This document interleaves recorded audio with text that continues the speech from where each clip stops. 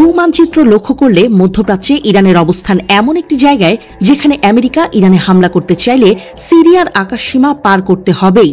ঠিক সেখানেই ওঠে একটি প্রশ্ন, ইরানকে কবজাগত করতেই কি কৌশলে বাশার আল আসাদকে সরিয়েছিল নটবর আমেরিকা ও তার মিত্র ইসরায়েল?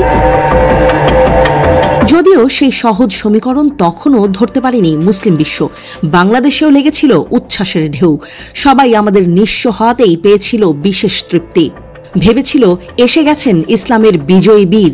তবে ঘটনা ঘটছে উল্টো। সিরিয়ার বর্তমান প্রেসিডেন্ট খুবই আমেরিকা ঘেঁষা। কল্পনাতীত সমর্থন তিনি পাচ্ছেন আমেরিকা ও ইউরোপ থেকে। নজিরবিহীনভাবে মার্কিন মিত্র সৌদি সহ সব আরবরাও তাকে বুকে টেনে নিয়েছে। এমনকি ইসরায়েলও তাকে বিশেষ কিছু বলছে না। আমেরিকার টপ টেরর লিস্ট থেকে সিরিয়ার বর্তমান প্রেসিডেন্ট আমেরিকা ও তার মিত্রদের জানে জিগার দোস্তে পরিণত হয়েছেন। ঠিক একইভাবে চলে আমেরিকার চক্রান্ত। ইরানকে কাবু করার আগে তার সব ডানাগুলো ছেটে ফেলার পথে হাঁটে আমেরিকা। প্রথমে হামাস নেতাদের হত্যা করা হয়।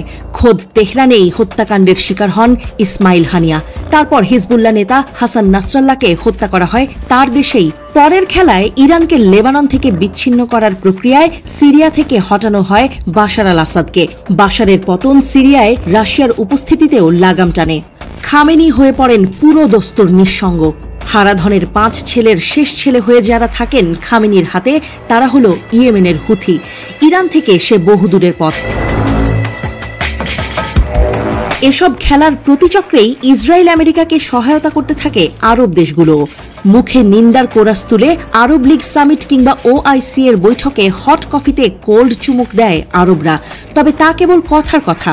ভাসুরের নাম তারা কোনো মতেই জোরালোভাবে মুখে নেয় না। ফলে ইসরায়েলে হামাসের সূত্র ধরে বছর 2 পরিকল্পনায় আকাশ পাতাল এক করে এবার আমেরিকা ইসরায়েল হানা দিয়েছে তাদের আসল নিশানায়। মুসলিম দেশগুলোকে হানি ট্র্যাপে ঘায়েল করা হচ্ছে আয়াতুল্লাহ আলী খামেনির ইরানকে, যে ইরান পশ্চিমা আগ্রাসনের বিরুদ্ধে মাথা তুলে দাঁড়ায়।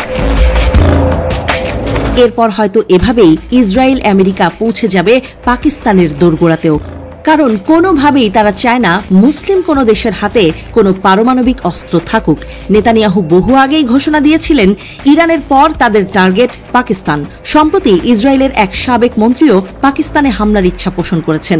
ইরান মিশন সফল হলে ইসলামাবাদে হামলে পড়তে তেল আবিবের খুব একটা কষ্ট হবে না। পাকিস্তানের পাশেই আছে ইসরায়েল মিত্র ভারত। তারাই তাদেরকে পূর্ণাঙ্গ সহায়তা করবে। আগেও একবার ভারতের সাথে মিলে পাকিস্তানে হামলা চালানোর পরিকল্পনা করেছিল ইসরায়েল। তবে ভয়ঙ্কর বিষয় হল, ক্ষমতা টিকিয়ে রাখতে সৌদি আরব থেকে মিশর সব রাজাধিরাজরা আমেরিকার পদলেহন করে চলছে। সেই সুযোগেই একে একে মুসলিম শক্তিগুলোকে গিলে খাচ্ছে জায়নিস্টরা। আমেরিকাই ইহুদিদের হয়ে বিশ্বে তাদের এজেন্ডা বাস্তবায়ন করছে।